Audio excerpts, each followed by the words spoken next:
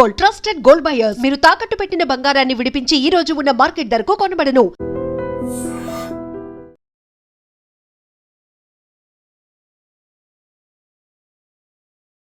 నా ఒంట్లో ఆపరేషన్ కగార్ పేరుతో వాళ్ళని ఎందుకు మట్టు పెడుతున్నాము? Complete Madhya Pradesh leadership, Congress leadership 45 మందిని ఎవరు చంపారండి? ఆపరేషన్ కగార్ అని చెప్పేసి ఒక డెడ్ లైన్ ఒకటి పెట్టుకున్నాం. మార్చ్ 26 కల్లా లాస్ట్ మావోయిస్ట్ని కూడా మేము మట్టు పెడతామని అమిత్ షా చెప్పారు. What deadline should we have? ఉన్నటువంటి అన్నిటినీ డిస్ట్రాయ్ చేసేస్తాము, పాకిస్తాన్ పీఓకేని మేము ఆక్రమించుకున్న దాన్ని నేను ఆల్రెడీ కలిపేసుకుంటాము. ఎక్స్ప్లెయిన్ చేశాను. I'm personally against it. దీన్ని చాలా మంది నన్ను తిట్టారు.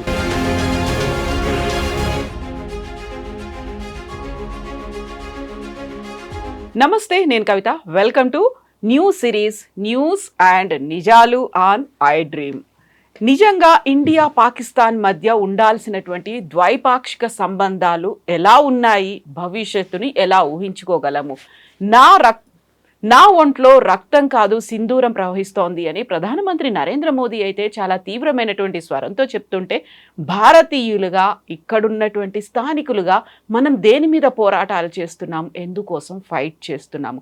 యాక్చువల్గా ఫోకస్ దేని మీద ఉండాల్సిన అవసరం ఉంది. మనతో పాటుగా ఉన్నారు senior journalist and analyst Suresh Kochattil garu. Suresh గారు నమస్కారం అండి. సో నా ఒంట్లో ప్రవహించేది రక్తం కాదు సింధూరం అని ప్రధానమంత్రి నరేంద్ర మోదీ అంటున్నారు. మనం చేస్తున్న ఫైట్ అంతానేమో కరాచీ బేకరీ పేరు మార్చేయండి, మైసూర్ పాక్ కాదు మైసూర్ శ్రీని చేయాలి, లేదు మేము క్రికెట్కి సంబంధించి ఏషియా కప్లో మేము పాల్గొనము, ఇలాంటి స్టేట్మెంట్లు ఇస్తున్నాము, పోరాటాలు, ఆందోళనలు ఇవన్నీ జరుగుతున్నాయి. యాక్చువల్గా పాకిస్తాన్తో మన సంబంధాల్ని ఎలా మనం డిజైన్ చేసుకోవాల్సినటువంటి అవసరం ఉంది, ఎలా ముందడుగేయాలంటారు? అక్కడేమో మోదీ కేంద్ర ప్రభుత్వం ఆలోచనలు అన్నీ వేరుగా ఉంటాయి, ఇక్కడ మనం చేస్తున్నటువంటి ఆందోళనలు ఎలా చూస్తున్నారు మీరు? మోదీ గారు చేసిన ట్వీట్, చేసిన స్టేట్మెంట్ మీదే కాంగ్రెస్ వాళ్ళు చాలా కలిసిపడ్డారు. అందరు కలిసి పవన్ ఖేరా నుంచి జయరాం రమేష్ నుంచి చాలా మటుకు జోక్లు వేసుకున్నారు, దాని మీద మీములు తయారు చేసుకున్నారు. ప్రధానమంత్రి ఏం చెప్పారని వాళ్ళకి అర్థం కాలేదు. అది ప్రాబ్లం అన్నమాట. ఫస్ట్ ఆఫ్ ఆల్ కేరళలో నాకు ఇంకో హ్యాండిల్ ఉంది, ఐఎన్సీ కేరళ అని చెప్పి. They are the most notorious. వాళ్ళైతే ప్రధానమంత్రి గారి గురించి చాలా ఏం చెప్తారు, అన్ప్రింటబుల్ లాంగ్వేజ్లో ట్వీట్ చేశారు. సో మీరు చెప్పినట్టు దాని ప్రకారం కరెక్టే. ఎందుకంటే అక్కడ ఒక పెద్ద బ్యాటిల్ నడుస్తున్నప్పుడు ఇక్కడేమో మనం లోకల్ బ్యాటిల్ కొట్టుకుంటున్నాం. కరాచీ బేకరీ పేరు మార్చాలని చెప్పి. కరాచీ బేకరీ అంటే కరాచీ నుంచి వచ్చిన సింధీలు, వాళ్ళు హిందువులు. అది కూడా మన వాళ్ళకి తెలియదు. అడిగాను మొన్న ఒక అర్థగా, కరాచీ బేకరీ ఏంటంటే హైదరాబాద్ నుంచి కాదు, బయట నుంచి వచ్చిన మనిషి. ఇది వాళ్ళు ముస్లిమ్స్ కదా అన్నారు. నేను చెప్పాను వాళ్ళు కాదు, దే ఆర్ సింధీస్. అండ్ వాళ్ళని ఆల్మోస్ట్ ఒక 20 సంవత్సరాల ముందు I did my first interview with them అనమాట. ఆ జనరేషన్ వాళ్ళు ఇప్పుడు లేరు. సో నెక్స్ట్ జనరేషన్ నడిపిస్తున్నారు, థర్డ్ జనరేషన్. వాళ్ళ అక్కడి నుంచి వచ్చే సింధీస్ లాంటి స్ట్రగుల్ చేసిన మనిషి, పంజాబీస్ లాంటి స్ట్రగుల్ చేసిన మనిషి చాలా తక్కువ మన దేశంలో ఇండిపెండెన్స్ తర్వాత. అందుకే అక్కడి నుంచి మొత్తం వాళ్ళ ఇల్లంతా ఇడిచేసి వేసుకున్న బట్టలు వేసుకుని వచ్చిన మనుషులు ఇక్కడికి కట్టుబట్టలతో వచ్చేసారు. Nothing but that. దాంట్లో చాలా మందిని వస్తూ చంపేశారు పాకిస్తాన్ వాళ్ళు. ట్రైన్లు ఎక్కేసి ఎట్లైనా భారతదేశానికి వచ్చి ఢిల్లీ లాంటి ఏరియాలో వచ్చి రెఫ్యూజీ కాలనీలో ఉండి ఇప్పుడు వాళ్ళ బిజినెస్ బిల్డప్ చేసుకొని థర్డ్ జనరేషన్, ఫోర్త్ జనరేషన్ పైకి వచ్చారు. వాళ్ళు కష్టపడిన కష్టాలు మనకు తెలియదు. సౌత్ ఆఫ్ ఇండియా అని చెప్పాను నేను. సౌత్ ఆఫ్ ఇండియాలో మనకి దీని గురించి ఎక్కువ తెలియదు. ఇక్కడ మనం లాంగ్వేజ్ మీద కొట్టుకుంటాం. మా మీద హిందీ ఇంపోజ్ చేస్తున్నారు, మా మీద కన్నడ ఎందుకు మాట్లాడలేదని చెప్పి మనకు ఎస్బీఐ మేనేజర్ మీద కట్టుబడ్డారు వీళ్ళందరూ కలిసి. లక్కీలీ మన తెలంగాణ, ఆంధ్రప్రదేశ్లో ఈ లాంగ్వేజ్ షావనిజం లేదు. ఇక్కడ తమిళనాడులో ఉన్నట్లు కానీ కర్ణాటకలో ఉండి మనకంత లేదు ఇక్కడ. ఎందుకంటే మన ఇక్కడ ఆల్రెడీ వీ స్పీక్ దఖ్ని. మన ఉర్దూ కాదు మాట్లాడేది Hyderabad, we speak Dakhni which is a different dialect. దాంట్లో మరాఠీ ఉంటుంది, దాంట్లో కన్నడిగా ఉంటుంది, కన్నడ ఉంటుంది. దాంట్లో మీరు చూసుంటారు కైకో అంటారు, అది టిపికల్ మహారాష్ట్రియన్ వర్డ్. అది కైకో. ఇదంతా చాలా మటుకు నిజాం స్టేట్ నుంచి ఇంటిగ్రేట్ చేసుకొచ్చిన లాంగ్వేజ్ అనమాట. సో మనకు ఆ ప్రాబ్లం లేదు. మన ప్రాబ్లం ఏంటంటే మన దేశంలో చిన్న దాని మీద పట్టుకొని మనం దాన్ని పెద్ద ఇష్యూ చేస్తాం అన్నమాట. మీరు చెప్పినట్లు మైసూర్ పాక్ ఉందని చెప్పి దాన్ని చేంజ్ చేసేద్దాం, మైసూర్ శ్రీ చేద్దామా, మైసూర్ ఇండ్ చేద్దామని. తింటున్న దానికి ఎందుకంటే కొట్టుకోవడం నాకు అర్థం కాదు. దాంట్లో పాక్ ఎందుకు వచ్చింది మీకు అర్థం కాదు ఫస్ట్ ఆఫ్ ఆల్. అదొకటి. ఇదిగా చాలా మటుకు డిబేట్స్లో కూడా మీరు బిలీవ్ చేయరు, లాస్ట్ ఎస్పెషల్లీ 10-15 డేస్ నుంచి ఈ పెహల్గాం జరిగిన తర్వాత కూడా మోదీ గారు ఎందుకు బాంబు వేయట్లేదు, మోదీ గారు నాకు ఫోన్ చేసి అడుగుతారు. నేను చెప్పానేమో, నేను మోదీ గారికి ఇన్స్ట్రక్షన్ ఇవ్వాలన్నా బాంబు వేయమని. ఆయన మీటింగ్ పెట్టారు, టైం తీసుకుంటారు, 10-15 డేస్ మినిమం తీసుకుంటారు. ఇంటెలిజెన్స్ కావాలి, హ్యూమన్ ఇంటెలిజెన్స్ కావాలి, టెక్నికల్ ఇంటెలిజెన్స్ కావాలి, ఆర్మ్ ఫోర్సెస్ రెడీ కావాలి, ఎయిర్ ఫోర్స్ పైలట్ రెడీ. మీకేం పోదండి, ఒక ఎయిర్ ఫోర్స్ పైలట్ పైకి వెళ్ళి వాళ్ళు అటాక్ చేస్తున్నప్పుడు వాళ్ళ మీద ఒక మిసైల్ కొట్టి వాళ్ళు పడిపోతే, వాళ్ళు చనిపోతే, లేక ఎక్కరాడిపోతే అప్పుడు మీరేమంటారు? అప్పుడు పాట మార్చేస్తారు. మోదీ గారికి తెలియదు, మోదీ గారు ఎందుకు చేస్తున్నారు యుద్ధం అంటారు. వీ షుడ్ హ్యావ్ పీస్ అంటారు. అప్పుడు మారిపోతుంది లాంగ్వేజ్ అంతా. సో మనకేంటంటే మన చిన్న చిన్న బ్యాటిల్స్లో ఉంటాం మనం. ఇప్పుడు నేను ఎప్పుడు రిపీట్ చేస్తుంటాం, మనం ఒక వీక్ ఫైనాన్స్ ఎక్స్పోర్ట్స్ అయిపోతాం బడ్జెట్ టైం వచ్చినప్పుడు. ఇప్పుడు యుద్ధాలు ఎక్స్పోర్ట్ అయిపోయినాం. తర్వాత ఐపీఎల్ నడుస్తున్నప్పుడు క్రికెట్ ఎక్స్పోర్ట్ అయిపోతాం మనం. ధోని దగ్గర ఎట్లా బ్యాటింగ్ చేయాలని చెప్తాం మనం. అది సో ఇట్లాంటి దాంట్లో మనకు ఒక మెచ్యూరిటీ లేదు, అది ప్రాబ్లం. సో మీరు చూసుంటారు ఇక్కడ ఇది ఒక్కటే కాదు ఇష్యూ, మేజర్ ఇష్యూస్ కూడా అంతే. ఏదైనా ఒక మాట డిబేట్కి వస్తే స్కూల్ గురించో లేకుంటే ఎడ్యుకేషన్ గురించో దేని గురించో మాట్లాడితే ఎక్కడికో వెళ్ళిపోతారు వాళ్ళు రూట్ తీసుకొని. సో లాజికల్ ఆర్గ్యుమెంట్ అనేది మన దాంట్లో లేదు. First of all logically argue చేయాలంటే మీకు ఇన్ఫర్మేషన్ ఉండాలి మీ దగ్గర, అది లేదు మన వాళ్ళ దగ్గర. నా దగ్గర ఆర్గ్యూ చేస్తే చాలామంది, ఎస్పెషలీ వాట్సాప్లో ఆర్గ్యూ చేస్తున్న చాలామంది ఉన్నారు. సురేష్ గారు మీరు మొన్న అన్నారు పిఓజేకే ఎందుకు తీసుకోకూడదు అన్నారు అని చెప్పి పెద్ద ఒక క్యాంపెయిన్ నా మీద నడిపించారు. నేను చెప్పాను పిఓజేకే ఏదో అక్కడ పెట్టిన ఏదో చిన్న ఒక పూల గుల్దస్తా అక్కడ వెళ్ళి తీసుకోవచ్చా అని మీరు అడిగాను. వాళ్ళ దేశం అది. ఇప్పుడు as of now it is part of Pakistan. మీరు వెళ్తే అక్కడ ప్రజలు మిమ్మల్ని బొట్టు పెట్టి పిలుస్తారా, రమ్మని దండలేస్తారా? మీకు కాదు కదా. వాళ్ళంటారు we are Pakistanis, we are from a particular community, we won't come అంటారు. ముందే మన కాశ్మీర్తో ఇష్యూ ఉంది, అది తీసుకుంటే అక్కడ ఇంకా టెర్రరిస్ట్ ఉన్నారు, వాళ్ళని కూడా మనం తీసుకోవాలని అడిగాను. ప్రాక్టికల్గా ఆలోచించారే. అమిత్ షా గారు చెప్పారు, అదొక ఎమోషనల్ డైలాగ్. అది ఓన్లీ పెండింగ్ ఇష్యూ ఇస్ పిఓజేకి, కరెక్ట్, ఓన్లీ పెండింగ్ ఇష్యూ. కానీ మనకు పిఓజేకి ఖాళీ చేసి ల్యాండ్ ఒకటి ఇవ్వరు కదా, అక్కడ ఉన్న మనుషులు కూడా తీసుకోవాలి మనం. అక్కడ ఉన్న సమస్యలు కూడా సమస్యలా, అక్కడ ఉన్న టెర్రరిస్టులు ఏమైపోతుంది, 10 సీట్లు ఎక్స్ట్రా పోతుంది వాళ్ళకి, అక్కడ కమ్యూనిటీ వాళ్ళకి. అప్పుడు వీళ్ళు ఏడుస్తారు, అది ఎట్లా చేస్తారు, అది చేయకూడదు కదా అంటారు. They are various issues. So దీని గురించి నేను మళ్ళీ కొంతమందికి రిప్లై చేస్తుంది, దాని తర్వాత కొంతమంది అసలు రిప్లై చేయలేదు. ఇప్పుడు మన ఏ ఛానల్లో వెళ్ళినా కానీ వాళ్ళు లింక్ పంపించిన తర్వాత యూట్యూబ్ క్లిక్ చేస్తే చాలామంది కామెంట్లు కొడతారు. కొన్ని కామెంట్ నేను రిప్లై చేస్తాను, కొన్ని సెన్సిబుల్గా ఉంటుంది కామెంట్. కొంతమంది కామెంట్ చేయాలని కామెంట్ చేస్తున్నాను. ఎప్పుడు కూడా చెప్తాను అండి, మీరు ఒక్కటే పని చేయాలి. మన గవర్నమెంట్ వాట్సాప్ మీద ఒక వాట్సాప్ మెసేజ్కి రూపాయి పెట్టాలండి. రేపటి నుంచి మొత్తం వాట్సాప్ మెసేజ్ బంద్ అయిపోతుంది. వీడియో ఫార్వర్డ్ చేస్తే 10 రూపాయలు ఛార్జ్ చేయాలండి. ఒక్క వీడియో పోదు మళ్ళీ రేపటి నుంచి. ఇదేమైపోయిందంటే మనకు టూ మచ్ ఆఫ్ ఫ్రీడమ్ అయిపోయింది మన దేశంలో. ఏం కావాలంటే చెప్పుకోవచ్చు, ఎవరిని కానీ తిట్టుకోవచ్చు, ఇదంతా ఉంది. కానీ నిజానికి వస్తే మీరు ఒక పని చేస్తారా, 10 రూపాయలు పాకెట్ నుంచి పెట్టేవారు హెల్ప్ చేస్తారంటే ఎవరు చేయరు. అప్పుడు ఈ మాటలు అన్నీ పోతాయి. రోడ్డు మీద యాక్సిడెంట్ అయ్యి ఒకటి పడి ఉంటే పక్కన చూసుకుంటే వెళ్ళిపోతారు మన వాళ్ళు.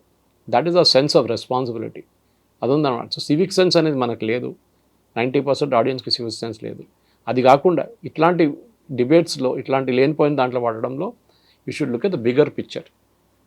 అక్కడ ప్రధానమంత్రి గారు చెప్తున్నారు, ఆయన క్రిటిసైజ్ చేయడానికి చాలామంది ఉంటారు. మీరు ఆయన ప్లేస్లో ఉండండి. ఒక ఇల్లు నడిపించాలంటే మనకు తెలుసు టెన్షన్ ఎంత ఉంటుందండి. ఒక కంపెనీ నడిపించాలంటే మనకు తెలుసు టెన్షన్ ఉంటుంది. ఒక రాజ్యం నడిపించాలంటే టెన్షన్ ఎంత ఉంటుందండి. ఎన్ని ఫ్యాక్టర్స్ కన్సిడర్ చేయాల్సి వస్తుంది. ఆయన మీద ఉన్న ప్రెషర్ ఆలోచించండి. ఆలోచించకుండా మోదీ గారు బాంబు వేయట్లేదు, వేసిన తర్వాత ఎందుకు ఆపేశారు సడన్గా? మనం రేపు వెళ్ళి పాకిస్తాన్ మొత్తం కాన్కర్ చేస్తున్నాయి, ఎంత ఈజీ అనుకుంటారండి.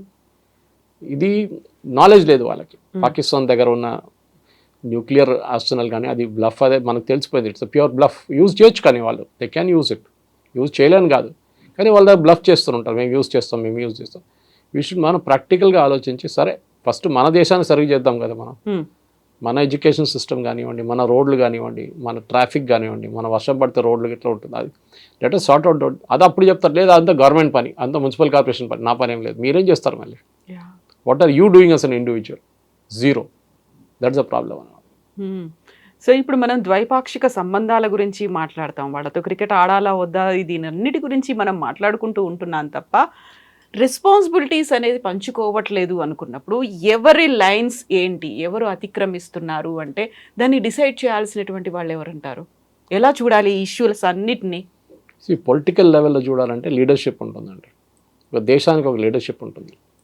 క్యూబన్ మిసైల్ క్రైసిస్ అని చెప్పి జాన్ ఎఫ్ కెనడీ టైంలో పెద్ద క్రైసిస్ ఉంది, మీకు గుర్తుంటుంది. సోవియట్ యూనియన్ వాళ్ళ మిసైల్స్ తీసుకొచ్చి క్యూబాలో పెట్టారు. క్యూబా నుంచి చాలా తక్కువ డిస్టెన్స్ యూఎస్ ఫైర్ చేయాలంటే ఈజీగా ఫైర్ చేసి యూఎస్ మొత్తం ధ్వంసం అయిపోతుండే ఆ టైంలో. Cold war crisis. John F కెనడీకి ప్రాబ్లం. జాన్ ఎఫ్ కెనడీ ఏం చేస్తారు, యాజ్ అ లీడర్ డెడ్ లైన్ ఇచ్చారు. ఈ డెడ్ లైన్ లోపల మిసైల్ ఎక్కడ తీయకపోతే అంతే సంగతి అని చెప్పారు. ఆ టెన్షన్ ఆలోచించారు. డిసిషన్ ఎవరు తీసుకుంటున్నారు? ఇంపాక్ట్ చేస్తుంది, దేశం మొత్తం ఇంపాక్ట్ చేస్తుంది. మోదీ గారు డిమానిటైజేషన్ చేసినప్పుడు చాలామంది మోదీ గారిని తిట్టారు. నేను లైన్లో నిలబడితే నాకు డబ్బులు రాలేదు. చాలామంది నేను నాకు అస్సలు ప్రాబ్లం లేకుండా అండి. మీకు ఫస్ట్ ఆఫ్ ఆల్ మీకు కావాల్సిన ఎంత డబ్బులు ఉంటుంది, మీ ప్రాబ్లం ఏంటంటే మీరు అనుకున్నారు బ్యాంక్లో ఉన్న డబ్బులు అంతా పోతుంది అనుకుని అందరు లైన్లో వెళ్ళి నిలబడ్డారు. ఎవరెవరో పుకార్లు చెప్పారు. రాహుల్ గాంధీ లాంటి వాళ్ళు నేను లైన్లో నిలబడితే నాకు 10 పైసలు రాలేదన్నారు, 20 రూపాయలు వచ్చిందన్నారు. ఎవరెవరో కొంతమంది చనిపోయారన్నారు. ఏం జరగలేదు అసలు. సరే, ఇట్ వాజ్ అ మొమెంటరీ ఏం చెప్తారు, కొంచెం ఇన్కన్వీనియన్స్ ఉండే ఆ టైంలో. మోదీ గారు ముందే చెప్పి డిమానిటైజేషన్ చేయాలంటే అట్లా సడన్ గా డెసిషన్ తీసుకున్నారు, అనౌన్స్ చేసేసారు. సస్పెన్స్ ఉంటేనే కదా దానికి. అదర్వైజ్ మీరు ముందే చెప్పేస్తే అందరూ డబ్బులు అన్నీ వెళ్ళి దాచుకుంటారు. ఎక్కడో దాచుకున్న డబ్బులన్నీ తీసుకొచ్చి ఎక్స్చేంజ్ చేసుకుంటారు. చేశారు అప్పుడు కూడా చాలామంది. సో ఒక డిసిషన్ తీసుకున్నాడు. దానికోసం మోదీ గారు ఎప్పుడైనా 8 o'clock మాట్లాడుతుంటే చాలామంది భయపడతారు. ఏంటో ఈసారి ఏం రాబోతున్నాయి, కోవిడ్ వచ్చింది, ఒకసారి కోవిడ్ బంద్ చేసి లాక్డౌన్ చేసేసారు, నెక్స్ట్ టైం దానికన్నా ముందు డిమానిటైజేషన్ చేశారు, నెక్స్ట్ ఇప్పుడు మొన్న మాట్లాడి పాకిస్తాన్ గురించి మాట్లాడారు. సో పొలిటికల్ డిసిషన్ తీసుకున్నప్పుడు ఒక మెచ్యూరిటీ ఉండాలి యాక్సెప్ట్ చేయడానికి. దాన్ని క్రిటిసైజ్ చేయడం చాలా ఈజీ. చూసాను ఇప్పుడు కూడా కాదు, ఎనీ డిసిషన్ మీరు ఆలోచించు. నరసింహారావు గారు ఉన్నప్పుడు ఎకానమీ ఓపెన్ చేస్తాం వెళ్తున్నప్పుడు కమ్యూనిస్ట్ వాళ్ళు ఆయన మీద చేసిన ఆరోపణలు చెప్పక్కర్లేదు.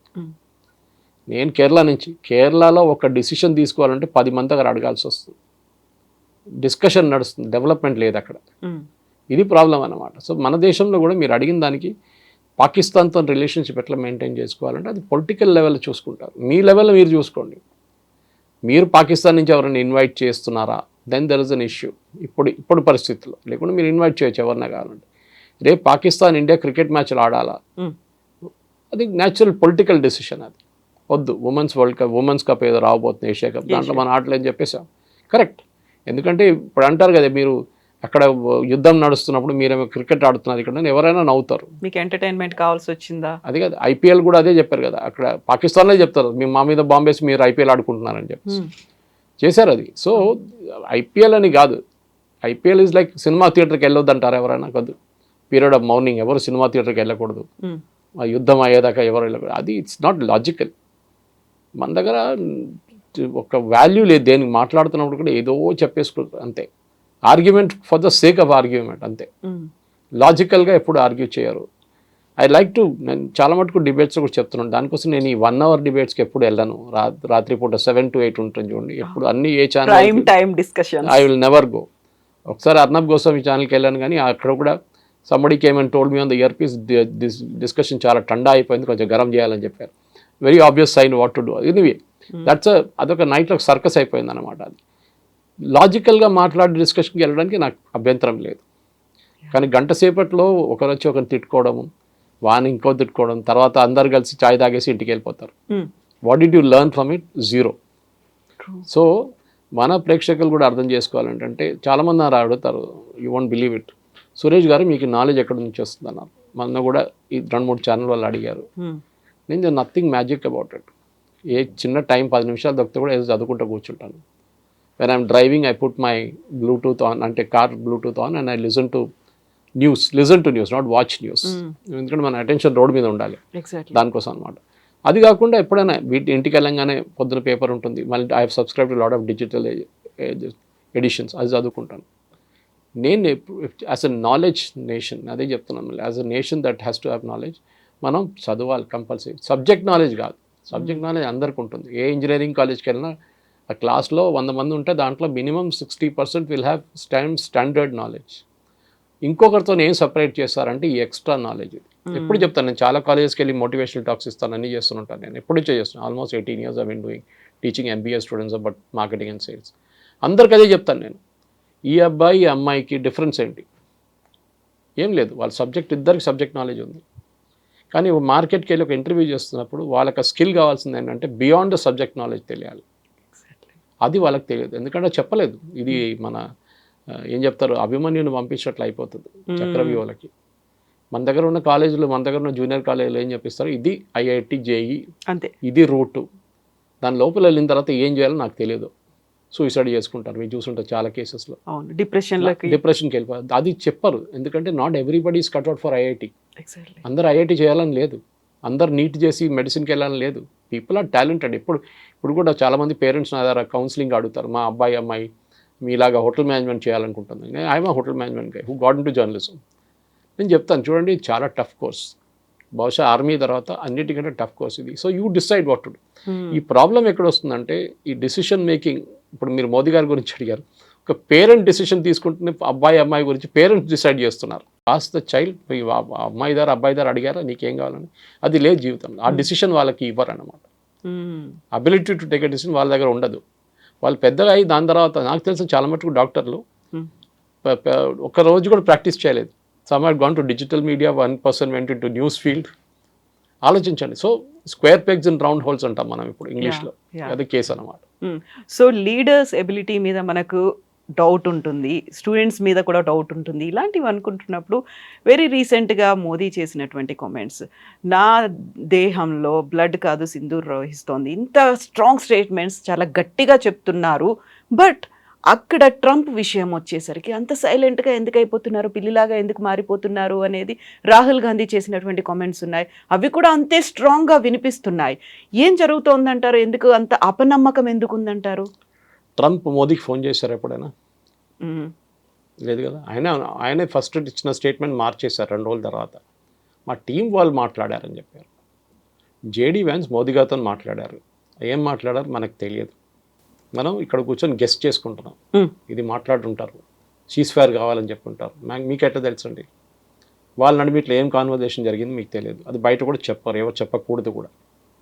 So it is question of limited war. Russia Ukraine 3 సంవత్సరాల నుంచి కొట్టుకుంటున్నారు.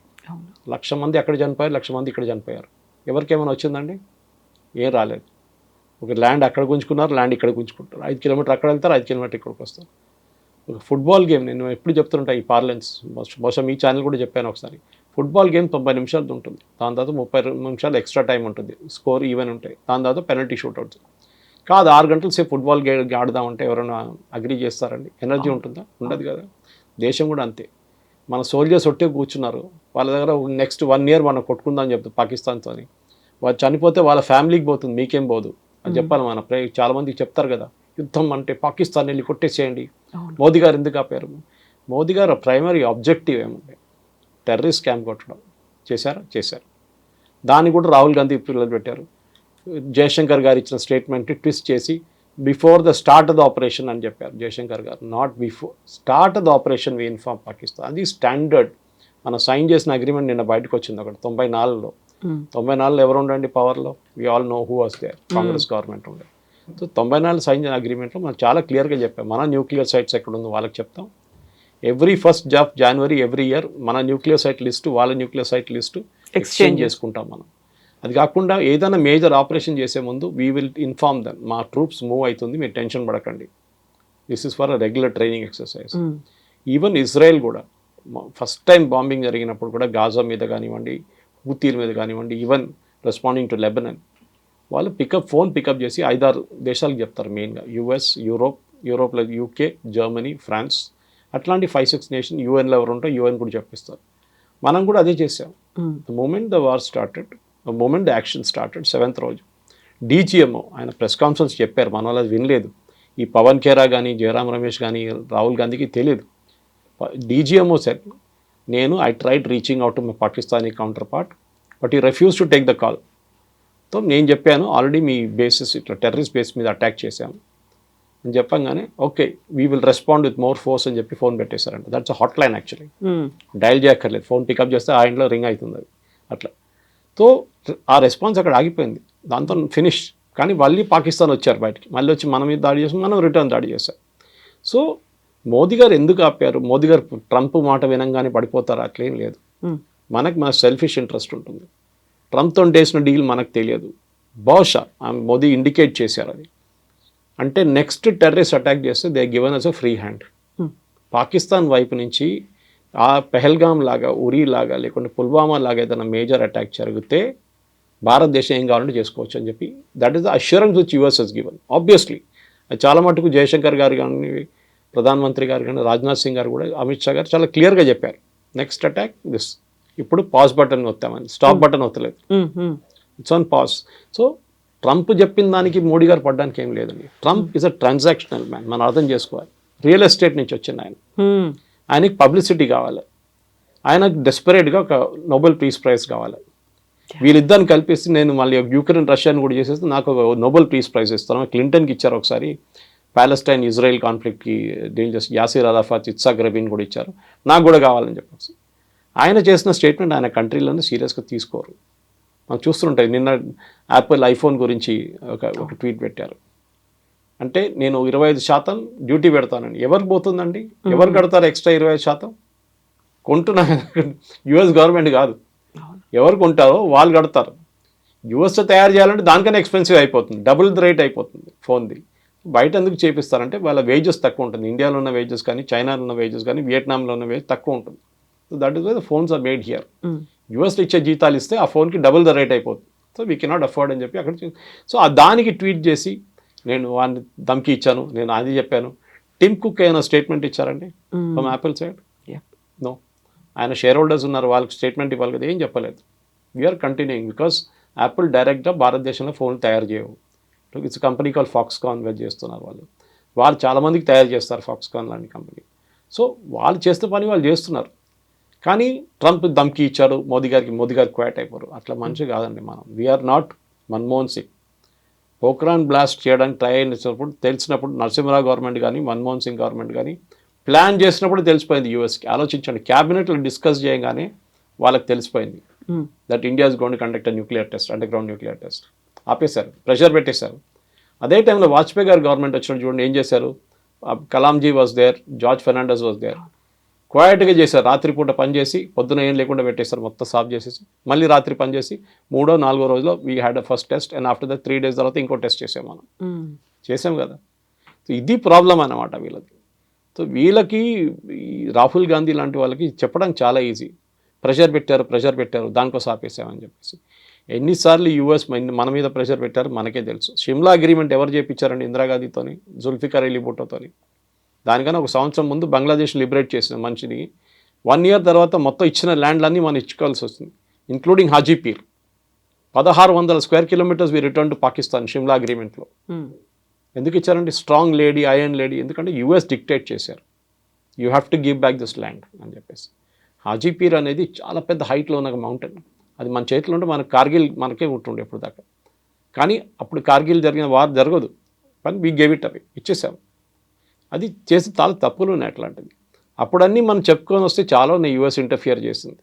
కేజీబీ ఇంటర్ఫియర్ చేసింది దానికన్నా ఎక్కువ ఉంది. కేజీబీలో మిట్రోకిన్ ఆర్కైవ్ చూస్తే మీరు, one of the spice who defected to US, his name is మిట్రోకిన్.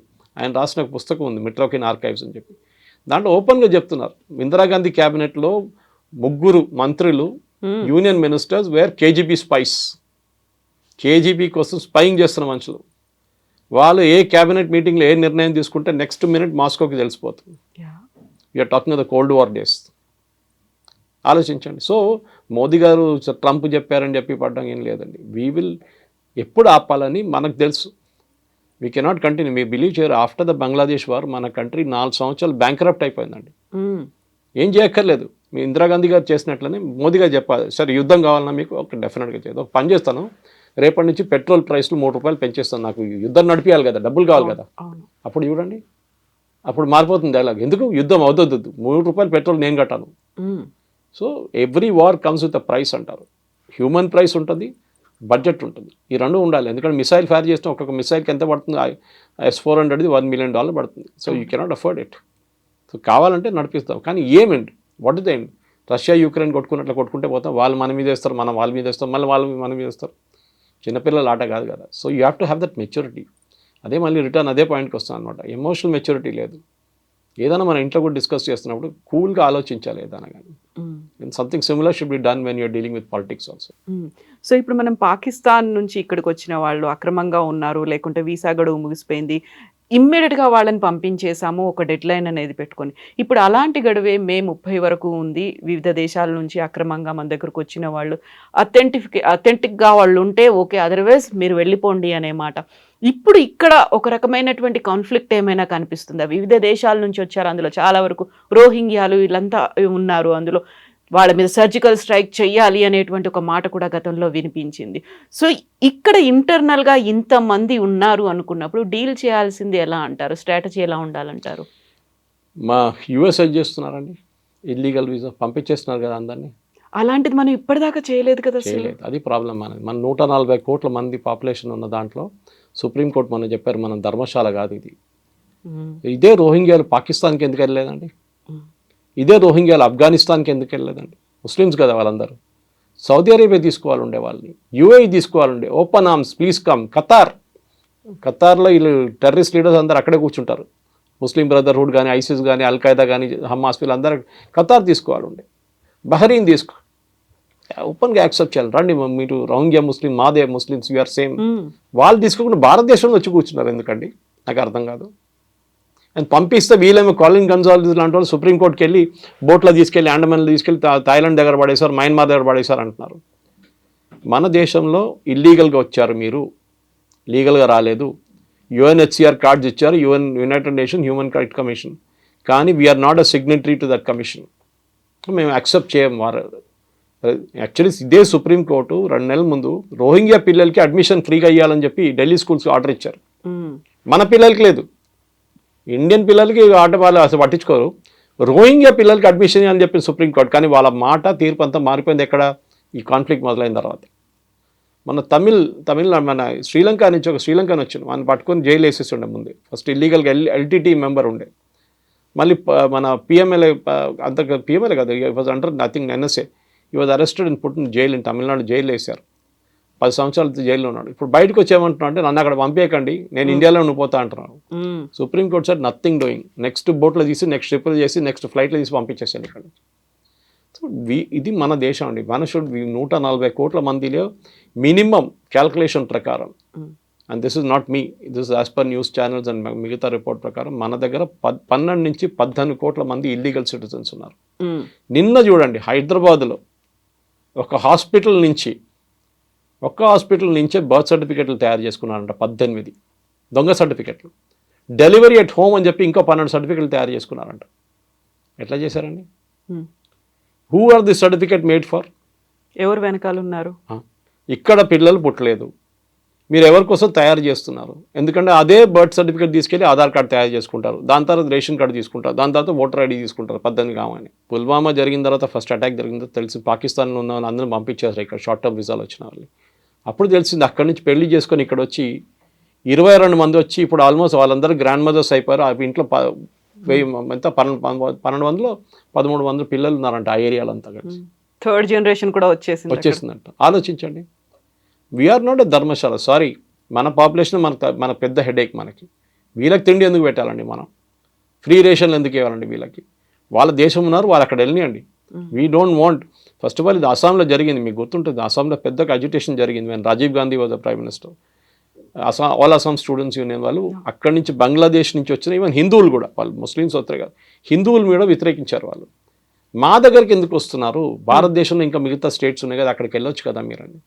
అస్సాంలో 21 కాన్స్టిట్యున్సీలో డెమోగ్రఫీ మారిపోయిందండి సడన్గా. హిందూ మెజారిటీ ఉన్న కాన్స్టిట్యున్సీ ముస్లిం మెజారిటీ అయిపోయింది. మన ఏఐయుడిఎఫ్ పార్టీ అక్కడి నుంచే ఫామ్ అయింది, బంగ్లాదేశ్ నుంచి వచ్చిన వాళ్ళందరూ కలిపి. వాళ్ళకి ఇప్పుడు పార్లమెంట్ సీట్ ఉంది, వాళ్ళకి అసెంబ్లీ సీట్స్ ఉన్నాయి, గెలిచారు వాళ్ళు సీట్లు, మెజారిటీ అయిపోయారు వాళ్ళు. ఎట్లా అయ్యారండి అది? సో మీరు బంగ్లాదేశ్ నుంచి వచ్చి సెటిల్ సరే కట్ ఆఫ్ డేట్ పెట్టాం, దాని తర్వాత ఇంత పెద్ద గొడవ అయిన తర్వాతనే రాజీవ్ గాంధీ అగ్రీ చేశారు. In fact national register for citizens, NRC అని మాట్లాడుతుంటాం, ఓవైసీ అంటారు, ఎన్ఆర్సీ వచ్చేది నేను చూసుకుంటా అది అని. ఇదే ఎన్ఆర్సీ అస్సాంలో ఇంప్లిమెంట్ చేశారు కండి. ఎవరు ఇంప్లిమెంట్ చేశారు? రాజీవ్ గాంధీ. అది ఎవరు చేయించారు? సుప్రీంకోర్టు. కంపల్సరీగా ఎన్ఆర్సీ పెట్టాలన్నారు. లిస్ట్ ఆఫ్ సిటిజన్స్ కావాలి మాకు, దీంట్లో లేని వాళ్ళు అందరూ పంపించేసాడు. అప్పుడు ఎవరో వచ్చి చెప్పారు, జాకీర్ హుసేన్ గ్రాండ్ సన్ కూడా ఈ లిస్ట్లో లేరు, ఆయన నాన్ రెసిడెంట్ ఇండియన్ కాదని చెప్పేసిన. Correct, Zakir Hussain was not. అది పెద్ద కాంట్రవర్సీ ఇంకోటి ఉంది. మన ఫస్ట్ ఈవెన్ ఇండిపెండెన్స్ మూవ్మెంట్ని కూడా చూసి చాలామంది బయట నుంచి వచ్చిన వాళ్ళు మన దగ్గర మినిస్టర్లు అయ్యారు మన దగ్గర. సో దిస్ ఇస్ వాళ్ళు రోహింగ్యా ఇల్లీగల్స్, సింపుల్. వచ్చారు, మీరు 1 సంవత్సరం ఉండండి, దాని కావాలంటే దాని తర్వాత వెళ్ళిపోండి ఇక్కడి నుంచి. మా దగ్గర మాకు రెస్పాన్సిబిలిటీ లేదు, మమ్మల్ని అక్కడ తీసుకెళ్తే వాళ్ళు చంపేస్తారు. దట్ ఈస్ యువర్ ప్రాబ్లం, నా ప్రాబ్లం కాదండి. అది మీరు మీ పాలిటిక్స్ మీరు ఆడుకుంటున్నారు, మాకు తెలియదు అదంతా. మనకి ఇనఫ్ హెడేక్స్ ఉన్నాయి ఇక్కడ. పాకిస్తాన్ నుంచి వచ్చిన వాళ్ళు కానీ, బంగ్లాదేశ్ నుంచి వచ్చిన వాళ్ళకి, పాకిస్తాన్ నుంచి వచ్చిన వాళ్ళకి, బంగ్లాదేశ్ నుంచి వచ్చిన వాళ్ళ హిందువులకి, మిగతా పార్సీస్ కానివ్వండి, జైన్స్ కానీ, క్రిస్టియన్స్కి మనం సపరేట్గా సిఏ తయారు చేస్తాం కదా. ఆఫ్ఘనిస్తాన్ నుంచి కూడా వాళ్ళు వచ్చి సిటిజన్షిప్ తీసుకోవచ్చు ఎప్పుడైనా, ఇప్పుడు కూడా తీసుకోవచ్చు. ముస్లిమ్స్ కూడా తీసుకోవచ్చు. అద్నాన్ సామీకి సిటిజన్షిప్ ఇచ్చామా, ఇది పాకిస్తానీ. అవును. ఆ వెయిటింగ్ పీరియడ్ ఉంటుంది ఒకటి, దాని తర్వాత గవర్నమెంట్ ఇంటెలిజెన్స్ రిపోర్ట్ అన్ని చూసుకొని సిటిజన్షిప్ ఇస్తారు. సో రోహింగ్యాలు పంపించాల్సింది చాలా క్లియర్ స్ట్రాటజీ, అంటే దీనిలో డౌటే లేదు. రోహింగ్యా అని కాదు, ఎవరైనా కానివ్వండి, బంగ్లాదేశ్లో ఇక్కడి నుంచి వచ్చిన వాళ్ళు కానీ, if they're illegally staying here వాళ్ళని రిటర్న్ పంపించాల్సి. ట్రంప్ చేస్తున్నారు, ఇప్పుడు యూకే చేస్తున్నారు, అందరు చేస్తున్నారు. సో సురేష్ గారు, ఇక్కడే 2-3 రకాలుగా డౌట్స్ వస్తున్నాయి. ఒకటేమో ఆపరేషన్ సింధూర్ అని పాకిస్తాన్లో ఉన్నటువంటి టెర్రరిస్ట్ క్యాంపుల మీద అటాక్ చేశాం, ఇక్కడ ఉన్నటువంటి ఇల్లీగల్ ఇమ్మిగ్రెంట్స్ని పంపించేయాలి అనేది చూస్తున్నాం. బట్ ఇక్కడే మన దేశం వాళ్ళే అయినప్పటికీ కూడా వాళ్ళని నక్సల్స్, మావోయిస్టులు అని పేరు చెప్పి ఆపరేషన్ కగార్ పేరుతో వాళ్ళని ఎందుకు మట్టు పెడుతున్నాము? వాళ్ళు మన వాళ్లే కదా, మన దేశస్తులే కదా, అయినప్పటికీ వాళ్ళని చంపాల్సినటువంటి అవసరం ఏముంది? వాళ్ళని కూడా తీవ్రవాదుల్లాగా ఎందుకు ట్రీట్ చేస్తున్నారు మన దేశం వాళ్ళే అనేటువంటి కామెంట్ ఉంది. ఆల్మేటి మాధవ్ రెడ్డి గారిని ఎవరు చంపారండి? శ్రీపతిరావు గారిని ఎవరు చంపారండి? Complete Madhya Pradesh leadership, Congress leadership 45 మందిని ఎవరు చంపారండి? 64 సిఆర్పిఎఫ్ సోల్జర్స్ని ఎవరు చంపారండి? అప్పుడు చంపినప్పుడు ఈ క్వశ్చన్లు ఎవరు అడగలేదండి, ఆ ప్రశ్నలు ఎవరు అడగలేదు ఆ టైంలో. వాళ్ళు చంపినప్పుడు ప్రాబ్లం లేదు. నక్సలైట్స్ క్లాస్ ఎనిమి కానీ, బూర్జువా అని చెప్పి, ఓకే, పోలీస్ ఇన్ఫార్మర్ అని చెప్పి చంపేస్తున్నప్పుడు ఎవరికి ఏం ప్రాబ్లం లేదు. ఈ వరవర్రావు గారు ఇప్పుడు లేరని అనుకోండి, ఇప్పుడు ఉన్న హర్గోపాల్, వీళ్ళందరూ హ్యూమన్ రైట్స్ వాళ్ళందరూ ఎప్పుడు వస్తారు? నక్సలైట్ బ్యాక్ ఫుట్లో ఉన్నప్పుడు వస్తారు. నక్సలైట్ చంపిన పోలీసు వాళ్ళని చంపినప్పుడు వీళ్ళొక్కరు కనిపించలేదు. వ్యాస్ గారు కానివ్వండి, ఎవరైనా ఉమేష్ చంద్ర, ఎవరైనా వీళ్ళందరూ చంపినప్పుడు ఎందుకు మాట్లాడలేదండి? వీళ్ళందరూ మీరు చేసింది అది, మీరు చేసే పనికి మీకు you have to get the punishment, simple. అది మహాభారత్లో కూడా చెప్పారు, అది మీ కర్మ, అది మీరు ఎందుకు చేశారు. మీరు ఒక టైంలో చారు మజుందార్ నుంచి కానుసానియాలు వీళ్ళందరూ కలిసి నక్సల్ బారీ మూమెంట్, దాని నక్సలైట్ మూమెంట్ తయారు చేసి సిపిఎం నుంచి మొదలయ్యారు వాళ్ళు. Then they became split and CPI MLI. ఇప్పుడు కూడా సిపిఐ ఎంఎల్కి 8-10 సీట్లు ఉన్నాయి బీహార్లో. సో ఆ మూమెంట్లో క్లాస్ యాక్షన్ అనే ఒక రొమాంటిసిజం ఉండే ఆ టైంలో. నక్సలిజం అంటే అన్నలు వచ్చారు. I grew up in Osmania university, నాకు చదువు ఉస్మాన్ మోడల్ స్కూల్ చదివాను నేను. ఆ టైంలో పీడిఎస్యు, ఆర్ఎస్యు వీళ్ళందరూ ఉన్నారు ఆ టైంలో. అక్కడ రిక్రూట్మెంట్ గ్రౌండ్. గణపతి చూడండి, వరంగల్ ఎన్ఐటి, అప్పుడు ఆర్ఈసి. ఇప్పుడు మనం చనిపోయిన ఆయన కేశవరావు, ఆయన కూడా ఆర్ఈసి. ఎంటెక్ చేస్తున్నప్పుడు బెయిల్ జంప్ చేసి వెళ్ళారు అక్కడి నుంచి. 40 సంవత్సరాల తర్వాత ఇప్పుడు దొరికారు, 40 సంవత్సరాల తర్వాత. సో మీరు ఒక టైంలో దట్ మూమెంట్ వాజ్ జస్టిఫైడ్. చాలామంది అడిగారండి, మీరు కేరళ నుంచి వస్తున్నారు సురేష్ గారు, Kerala first communist government in the world. EMS Namboodiripad గారు రికార్డెడ్. ఎక్కడ లోకంలో communist have come only through gun, power of the gun. తుపాకీ తీసుకొని దిగి వాళ్ళు వచ్చారు. కేరళలో డెమోక్రటిక్లీ ఎలెక్ట్ అయ్యారు, బ్యాలెట్ లాగా. Very good. కేరళలో నక్సల్ మూమెంట్ ఎందుకు లేదండి? ఎప్పుడైనా విన్నారా నక్సలైట్స్ కేరళ? అప్పుడప్పుడు 2-3 కనిపిస్తారు, అది కూడా తమిళనాడు సైడ్ నుంచి వస్తారు, వాళ్ళు చంపేస్తారు, అయిపోయింది. ఎందుకంటే problem started with land distribution. See Naxalites ఇది అడ్వాంటేజ్గా తీసుకున్నారు. బిగ్ భూమిలు లేవు అక్కడ. ఒక భూస్వాముడు 1000 ఏకర్లు పెట్టుకొని కూర్చున్నాడు, మీకు ఒక 1/2 ఎకర్ కూడా లేదు. సో ఏం చేశారు? ల్యాండ్ డిస్ట్రిబ్యూషన్ చేశారు. వెస్ట్ బెంగాల్లో చేశారు కమ్యూనిస్ట్ వాళ్ళు, కేరళలో చేశారు. మీ might not agree with communist, కానీ వాళ్ళు ఏం చేశారంటే వాళ్ళు అడ్వాంటేజ్ తీసుకున్నారు. నక్సలైట్ అడ్వాంటేజ్ అని గుంజుకున్నారు రిటర్న్. ఇక్కడ ఆంధ్ర తెలంగాణ వైపు మన భూదాన్ మూవ్మెంట్ చేయాల్సి వచ్చింది. ఆచార్య వినోద్ బాబు గారు ఎందుకు చేసేవారు? గవర్నమెంట్ ఎందుకు చేయాలండి? ఇప్పుడు కూడా ఉన్న భూదాన్ ల్యాండ్లు అన్నీ దొంగతనంగా గుంజుకున్నారు అందరూ. చాలామంది కేసులు నడుస్తున్నాయి ఇప్పుడు కోర్టులో. అది problem. Land was issue. So వాళ్ళకున్న అడ్వాంటేజ్, నక్సలైట్స్ దగ్గర ఉన్న అడ్వాంటేజ్ మీరు తీసుకోవాలండి, గుంజేసుకోవాలండి advantage. Once you take it away, ఆయన దగ్గర ఇంకేం లేదు. ఇంకేం చెప్తారు? కొత్తగా వెళ్ళి పేదోళ్ళ దగ్గర వెళ్ళి ఏం చేస్తాడు? అరే మీరు ల్యాండ్ వచ్చేసి మాకు గవర్నమెంట్ 2 ఎకర్లు ఇచ్చిందంటే మళ్ళీ వాడు నక్సలైట్ కనిపించాడు నెక్స్ట్ డే నుంచి. ఇదే నక్సలైట్స్ ఎంతోమందిని చంపారండి పోలీసు వాళ్ళని, ఎంతోమంది. వాళ్ళ ఫ్యామిలీకి మీకు ఏం చెప్తారండి? మీరు చెప్పడం చాలా ఈజీ, వాళ్ళు మనోలే కాదా, వాళ్ళు మీరు ఒక మనిషిని చంపినప్పుడు ఆలోచించాలి. అట్లా మీరు 100 మందిని చంపారు మీరు. సరే ఎన్కౌంటర్ అందరికి తెలుసు, ఎన్కౌంటర్ ఎప్పుడు ఫేకే ఉంటుంది, దాంట్లో డౌట్ లేదు. మనం ఎప్పటి నుంచో చూసుకొస్తున్నాం ఎన్కౌంటర్ల గురించి. కానీ అన్ని ఎన్కౌంటర్లు ఎందుకు జరుగుతాయి? పోలీసు వాడు చేతులు దొరికితే వాళ్ళని చంపేస్తారు నక్సలైట్, నక్సలైట్ చేతులు దొరికితే పోలీసు వాళ్ళని చంపేస్తారు వాళ్ళు. So no question of survival అది. ఇప్పుడు మొన్న జరిగిన ఎన్కౌంటర్లో కూడా ఒక కోబ్రా కమాండర్ చనిపోయారు. ఆయన కావాలని సూసైడ్ చేసుకున్నాడా? కాదు కదా, నక్సలైట్ చంపారు ఆయన. సో ఇది ఈ నక్సలైట్స్కి ఉన్న పాలసీ. అది ఒక టైంలో ఫ్యాషన్ ఉండే. If you are not a communist at the age of 18, something is wrong with you. If you're a communist at 35, then something is wrong with you. ఇది ప్రాబ్లం. ఒక షేక్ గవర్ టీ షర్ట్ వేసుకొని తిరగడము, communist ఫిలాసఫీలు మాట్లాడడము అంతా చాలా fashionable ఉండే ఒక టైంలో. ఇప్పుడు లేదండి. ఇప్పుడు అందరూ కమ్యూనిస్ట్ అంటే అందరూ అనుకుంటే వీడు ఏదో అయింది, వీడికి ప్రాబ్లం ఉంది. ఇక్కడ పని చేయట్లేదు, వీడిది బ్రెయిన్ పని చేయట్లేదు అనుకుంటారు. సో ఇక్కడ ఆంధ్ర తెలంగాణ వైపు, ఛత్తీస్గఢ్ మహారాష్ట్ర గద్రిచోలి వైపు, ఇక్కడ కన్కేర్ కానివ్వండి, సుక్మా కానివ్వండి, బస్తర్ కానివ్వండి, ఇట్లాంటి ఛత్తీస్గఢ్లో, మన దగ్గర ఆంధ్ర వైపు ఏజెన్సీ ఏరియాలు, నల్లమల ఒక టైంలో వీళ్ళ పట్టుండే వీళ్ళది. కానీ ఆంధ్ర తెలంగాణలో అప్పుడున్న ఉమ్మడి ఆంధ్రప్రదేశ్లో వాళ్ళు గ్రే హౌండ్స్ అని స్పెషలైజ్ ఫోర్ తయారు చేసుకుని కంప్లీట్ వైప్అవుట్ చేశారు. We may not agree with the policy, but Umesh చంద్రని చంపిన వాళ్ళు, కేఎస్ వ్యాసం చంపిన వాళ్ళని ఎందుకు ఇడవాలండి? డెఫినెట్లీ వాళ్ళు సింపతి ఉండకూడదు. మీరు పీస్ఫుల్గా అజిటేట్ చేసి మీరు కోర్టుకి వెళ్ళి మీరు కొట్లాడి ల్యాండ్ తీసుకొని ఎవ్వరు మీరు వ్యతిరేకించరు మిమ్మల్ని. You are all for it. కానీ మీరు క్లాస్ ఎనిమీగా చెప్పి, బూర్జువా అని చెప్పి బ్రెయిన్ వాష్ చేసి మనుషుల్ని అడవిలో పెట్టుకొని అడవిలో డెవలప్మెంట్. నేను మొన్న ఫోటో చూసానండి, మొన్న వీడియో చూశాను. స్వాతంత్రం తర్వాత ఫస్ట్ టైం కన్కర్ ఏరియాలో ఒక బస్సు వచ్చిందంట, ఆర్టీసీ బస్సు. ఆలోచించండి, 45లో మనకు స్వాతంత్రం వచ్చింది, ఇప్పుడు 2025లో ఉన్నాం మనం. ఇప్పుడు ఒక బస్సు వచ్చిందంట. అంటే దే డోంట్ వాంట్ డెవలప్మెంట్. అక్కడ వాళ్ళకి డెవలప్మెంట్ వద్దంటున్నారు. ఇప్పుడు హాస్పిటల్ కడుతున్నారు, స్కూల్ కడుతున్నారు. ఎందుకంటే ఇది వచ్చేస్తే నక్సలైట్ ఎవరు సపోర్ట్ చేయరు. ఇది గవర్నమెంట్ తప్పే ఉండే, రెస్పెక్టివ్ స్టేట్ గవర్నమెంట్స్ తప్పు, సెంట్రల్ గవర్నమెంట్ తప్పు. ఆ టైంలో ఉన్నారు. అక్కడ దాకా ఎందుకు రీచ్ అవ్వలేకపోయారు? ఎందుకు? అది ఎంత చిన్న ఏరియా కాదండి. దండకారణ్య బెల్ట్ అంటే మీకు నేపాల్ నుంచి మొదలవుతుంది, బీహార్ వైపు నుంచి, జార్ఖండ్ నుంచి వచ్చే రెడ్ కారిడార్ మొత్తం ఉందన్నమాట. సో డెఫినెట్గా మీరు if you taken that advantage away, which communist వాళ్ళు చేసినట్లనే కేరళలో, వెస్ట్ బెంగాల్లో ల్యాండ్ రిఫార్మ్స్ చేసుకున్నారు. మీ దగ్గర మీరు డెవలప్మెంట్ చేసుకుంటే అది అయిపోతుండే. You should have brought the development. School అంటే ఎవరు వాళ్ళ దగ్గరికి వెళ్ళరు. ఎవరైనా నెక్సలైట్ మూవ్మెంట్లు ఎవరు ఉన్నారు? అంత పేద ప్రజలను వాళ్ళు రిక్రూట్ చేసుకుంటారు. లీడర్లు అందరూ పెద్దవాళ్ళు వచ్చారు, ఆంధ్ర వైపు, తెలంగాణ వైపు. మోస్ట్లీ తెలంగాణ, ఆంధ్ర వాళ్ళు ఉంటారు అక్కడ. ఫస్ట్ టైం ఇప్పుడు ఈయన పోయిన తర్వాత, బసవరాజు పోయిన తర్వాత హిద్మాన్ తీసుకుంటున్నారు ఛత్తీస్గఢ్ నుంచి. దట్ ఆల్సో నాట్ అనౌన్స్, ఎందుకంటే పోలీసు వాళ్ళు మళ్ళీ వాళ్ళంటే పడతారు ఇప్పుడు. సో నెక్సలైట్ మూవ్మెంట్ అనేది మీరు క్లాస్ ఎనిమీ, బూర్జువా, వాళ్ళు చంపాలి అంటే నెక్స్ట్ డెఫినెట్గా వాళ్ళు తిప్పి కొడతారండి పోలీసు వాళ్ళు. ఎందుకు చేయరు? There has to be a law and order in the country. మీరు 0.5 వార్ ఫైట్ చేస్తుందని చెప్పి ఇదే 0.5 బిపిన్ రావత్ గారు చెప్పినట్లు. ఒకటి పాకిస్తాన్, ఒకటి చైనా, ఇంకోటి అర్బన్ నెక్సల్, రూరల్ నెక్సల్స్. వీళ్ళందరూ కలిసి మన మీద దాడి చేస్తున్నారు, దేశం మీద. అయితే ఇప్పుడు ఇక్కడ ఆపరేషన్ కగార్ అని చెప్పేసి ఒక డెడ్ లైన్ ఒకటి పెట్టుకున్నాం. మార్చ్ 26 కల్లా లాస్ట్ మావోయిస్ట్ని కూడా మేము మట్టు పెడతామని అమిత్ షా చెప్పారు. ఇదే మాట పాకిస్తాన్ విషయంలో, కశ్మీర్ విషయంలో ఎందుకని చెప్పలేకపోతున్నారు అనే మాటకి ఏం డెడ్ లైన్ ఇవ్వాలండి? కాశ్మీర్లో what deadline should we have?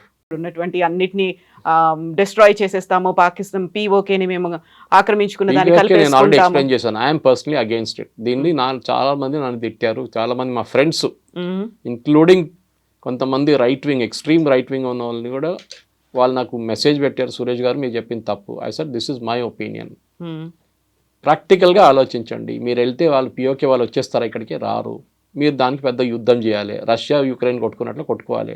Last మీకేముండదు, వాళ్ళకేముండదు. ఇక్కడ ఒక 50,000 మంది చనిపోతారు, అక్కడ 50,000 మంది. బట్ దశాబ్దాల తరబడి ఇదే కంటిన్యూ అవుతోంది కదా అక్కడ. టెర్రరిజం ట్యాకిల్ చేయండి.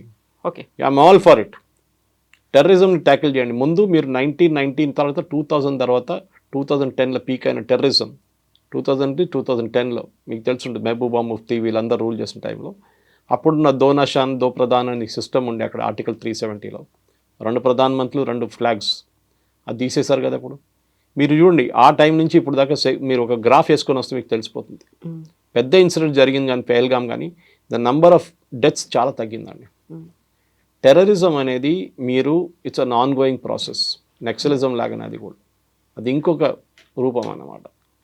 వాళ్ళకి ఏంటంటే మాకు కశ్మీర్ కావాలి, రేపు హైపోథెటికల్ చెప్పేస్తామండి కశ్మీర్ ఇచ్చేస్తాం, అయిపోయిందా అంటే కాదు మాకు పంజాబ్ కావాలంటారు. వాళ్ళకి ఏంటంటే వ్యతిరేకం, భారతదేశం వ్యతిరేకం. గజ్వాయ హింద్ వాళ్ళ పుస్తకాలు ఉంది. I spoken about this before also. గజ్వాయ హింద్ ఉంది. మీరు ఆలోచించండి, ఒక రిలీజియస్ బుక్లో రాసి పెట్టారు, ఇండియాని ఆక్రమించాలి. ఇండియాని ఆక్రమించిన వాళ్ళు మేము ఊరికి తీసుకెళ్ళిపోతాం, హెవెన్కి తీసుకెళ్ళిపోతాం, వాళ్ళ పుస్తకంలో రాస్తుంది. దెన్ వాళ్ళు చేయకుండా తప్పేమంటే వాళ్ళది చేస్తారు వాళ్ళు. Our job is to fight. మనం అది ఇచ్చేసి ఇజ్రాయెల్ లాగండి, మనకు ఎగ్జిస్టెన్షియల్ క్రైసిస్ ఒకటి ఉంది. ఇజ్రాయెల్ కూడా అదే ప్రాబ్లం. ఇజ్రాయెల్ మొత్తం చుట్టుపక్కల మొత్తం అందరూ వాళ్ళ ఎనిమీసే కంప్లీట్గా. ఏమంటారు, ఇజ్రాయెల్ షుడ్ నాట్ ఎగ్జిస్ట్ అంటున్నారు. From the river to the sea మాదే అంటున్నారు ప్యాలెస్టైన్. అంటే ఇజ్రాయెల్ ఉండకూడదంట. సారీ, అది వాళ్ళు సొలమన్ టైం నుంచి వాళ్ళ దగ్గర ఉన్న ల్యాండ్ మీరు అందరు కలిసి గుంజుకున్నారు. వాళ్ళు రిటర్న్ వచ్చారు, వాళ్ళు కొనుక్కున్నారు. మీకు గుర్తుందో లేదా, ఎంటైర్ ఇజ్రాయెల్ ల్యాండ్, వాళ్ళు ఇప్పుడు ఉన్న land except Golan heights and other parts, మొత్తం వాళ్ళు ఇజ్రాయెల్ డబ్బులు పెట్టి కొనుక్కున్నారు అరబ్స్ దగ్గర నుంచి. ఒక చుక్క నీళ్ళు పడదు అక్కడ, వర్షం ఉండదు. అట్లాంటి ప్లేస్ అరబ్ ఎవడు ఉంటాడు ఇక్కడ తీసుకోండి అని చెప్పి డబ్బులు పెట్టి కొనుక్కున్నారు Israel. They have a legal right to it. మన దగ్గర కూడా అంతే. అప్పుడు చేసిన రాజా హరిసింగ్ చేసిన తప్పు, ఆ టైంలో ఇండియన్ ఆర్మీని పిలవకపోవడంలో దాని జరిగిన తప్పులు అంతా అది. We're correcting a historical wrong అంతే. దాన్ని రైట్ చేసేస్తున్నాం. సరే డెడ్ లైన్ పెట్టి ఇక్కడ అమిత్ షా గారు చెప్పినట్లయితే 2026 మార్చ్ కల్లా మొత్తం అందరిని ఫినిష్ చేసేస్తామంటే, కాశ్మీర్లో అట్లా చెప్పలేము. మనం 75 సంవత్సరాల నుంచి కొట్టుకుంటున్నాం అంటే అక్కడ జరుగుతుంది. ఇంకా you're fighting a civilisational battle. ఆలోచించండి, అసీం మునీర్ అన్నారు, they are Hindus, we're Muslims, we're Islamic. వాళ్ళని 2 నేషన్ థియరీ ప్రకారం వాళ్ళు ఉండకూడదు. పాకిస్తాన్ వచ్చింది ఎందుకు? Because they hate Hindus. Separate nation for Muslims అని తీసుకున్నారు వాళ్ళు. కానీ చాలామంది ముస్లిమ్స్ ఇక్కడ ఉండిపోయారు. అంబేద్కర్ గారు చెప్పారు చేసిన తప్పు అది, చాలా పెద్ద తప్పు. కంప్లీట్ ట్రాన్స్ఫర్ ఆఫ్ పాపులేషన్ జరగలేదు, అది జరగాలి ఉండే.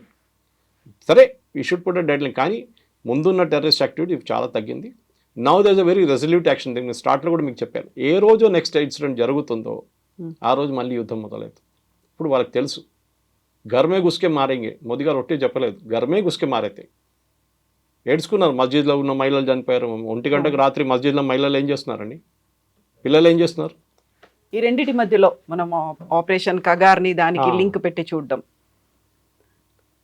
సో దీనికేమో ఒక డెడ్ లైన్ పెట్టుకున్నాము, దానికి ఎందుకంటే డెడ్ లైన్ పెట్టుకోకుండా ఒక పాజ్ పెట్టుకొని డెకేడ్స్ టుగెదర్ ఎలా ఎదురు చూస్తున్నాము ఆ angle. Correct. Next right moment ఉంటుందండి. డెడ్ లైన్ దానికి ఉండాల్సిందే. కానీ ఈ చెప్పినట్లు మీరు కాశ్మీర్ వైపు టెర్రరిజంని ఇవాళ ఆపేసి ఏదో నీళ్ళు వస్తున్న ట్యాపులు బంద్ చేయడం కాదు. దానికి పొలిటికల్ ఎలిమెంట్ ఒకటి ఉంది, సెక్యూరిటీ ఎలిమెంట్ ఒకటి ఉంది. మనం చాలా మటుకు టెర్రరిజం తగ్గించాము. అక్కడ టైం పడుతుంది, ఓవర్ నైట్ జరగదు ఇదంతా. ఇజ్రాయెల్ ఎన్నో సంవత్సరాల నుంచి కొట్టుకుంటున్నారు టెర్రరిజంతో. మనకు కూడా అదే ప్రాబ్లం ఉంది. ఎందుకంటే ఒక రిలీజియస్ ప్రాబ్లం ఇది. It is not a security issue. అట్లా ఒట్టిగా పాకిస్తాన్ క్రియేట్ చేసింది ఒక రిలీజియస్ కోసం, సపరేట్ కంట్రీ ఫర్ ముస్లిమ్స్ అని చెప్పారు. దానికోసం వాళ్ళకి ఇచ్చాం. అంబేద్కర్ గారు కానివ్వండి, గాంధీ గారు కానివ్వండి, నెహ్రూ గారు, వీళ్ళందరూ అగ్రీ చేసింది అది. కానీ దాని తర్వాత వాళ్ళు ఏమంటున్నారు, ఇప్పుడు మాకు కాశ్మీర్ కావాలి, దాని తర్వాత పంజాబ్ కావాలంటారు. అరే మీకు ఇచ్చాం కదా నాయన. ఆ టైంలో కాశ్మీర్ లేకుండే కదా, మ్యాప్లో మీకు కాశ్మీర్ డ్రా చేసి ఇచ్చారా ఎవరైనా? మీకు ఇచ్చిన ప్లేస్తో మీరు హ్యాపీగా ఉండాలండే. మీరు వచ్చి తర్వాత కాదు ఇది ముస్లిం మెజారిటీ స్టేట్ మాకు కావాలని చెప్తే ఆ టైం జరగదు. అట్లా ఉంటే చాలా ఉన్నాయి మా అడగడానికి. సో మీకు వచ్చింది మీరు పెట్టుకోవస్తుంది. You are a failed state. మీద డబ్బులు లేవు, మీరు మొత్తం ఎడ్యుకేషన్ మీ శాంపిల్స్లో ఉంది. ఇక్కడ ఇండియా డెవలప్మెంట్ చేసుకుని మా మీద వాడకండి, వచ్చి మీరు ఎక్కడున్నారో అక్కడ ఉండండి. కానీ మా మీద దాడి చేస్తే మనం గర్మే గుస్కే మారేంगे. అది చేసే ఉంటాం మనం. దానికి డెడ్ లైన్ లేదు, ఏం లేదు, ఎప్పుడు కావాలంటే కొడతాం మనం. Just waiting for their response. వాళ్ళు ఎలా బిహేవ్ చేయాలంతే. మా మీద ముందు గాంధీ గారు చెప్పారు, ఒక చంప మీద కొడితే ఇంకో చంప, ఇప్పుడు ఒక చంప మీద కొడితే ఇంకో తల కోసేస్తాం మనం. ఆ స్టేట్కి వచ్చేస్తాం మనం. ఇప్పుడు వీఆర్ నాట్ ఫ్రస్ట్రేటెడ్. కానీ ఎన్ని రోజులు ఉంచుకుంటాం వీళ్ళని ఇట్లాంటి ఈ టెర్రరిజాన్ని? ఒకసారి తిప్పి కొడితే అప్పుడు గుర్తొస్తుంది వీళ్ళకి. సర్జికల్ స్ట్రైక్ చేస్తే క్వైట్ అయిపోయారు, పుల్వామా చేశారు క్వైట్ అయిపోయారు, కొట్టిన తర్వాత బాలకోట్లో. ఇప్పుడు ఇది దీని తర్వాత ట్రై చేస్తే మళ్ళీ చూడండి నెక్స్ట్ టైం పాకిస్తాన్ అనే దేశం అందరు చెప్తారు బాంబు వేసి ఫినిష్ చేయాలి, అట్లా జరగదు. కానీ we can kill them slowly. వాళ్ళు చెప్పారు ఒక టైం ఇండియాకి, we'll kill India with 1000 cuts అని చెప్పి. జనరల్ జియావుల్ హక్ టైం నుంచి బెనజర్ భుట్టో దాకా టైం దాకా చెప్పుకుంటూ వచ్చారు. అది we'll also do the same thing to Pakistan. Slowly ఇది కప్పని నీళ్ళు వేస్తే బయటికి దుంకేస్తుంది అది, వేడి నీళ్ళు వేస్తే. కానీ మీరు చల్ల నీళ్ళు పెట్టి మెయిన్లీ గరం చేయండి, కప్పకి తెలియదు ఏమవుతుందని. Same case Pakistan. Slowly we should finish them off. ఒకటేసారి కొట్టక్కర్లేదు. Economically we are finishing them off. నీళ్ళు బంద్ చేసేసాం ఇప్పుడు. That is a bigger thing than war. యుద్ధం కన్నా పెద్ద అది. అదే చెప్తున్నారు వాళ్ళు, చెప్పారు చూడండి, నీళ్ళు ఆపేస్తే యుద్ధం అవుతుందని. వాళ్ళకి ఈ భయం లేదు. నీళ్ళు రాకపోతే వాళ్ళకి భయం ఉంది. సింధు వాళ్ళు కొడతారు, వచ్చి పంజాబీ వాళ్ళమే పడతారు. ఆల్రెడీ చేస్తున్నారు వాళ్ళు ఇప్పుడు గొడవ అక్కడ. We will do it our own way. ఇన్ని సంవత్సరాలు చేయలేదు, ఇప్పుడు చేసి చూపించాం మనం. డిప్లొమాటిక్గా స్ట్రాటజిక్గా both. Yes, sir. Thank you so much, Suresh. Thank you.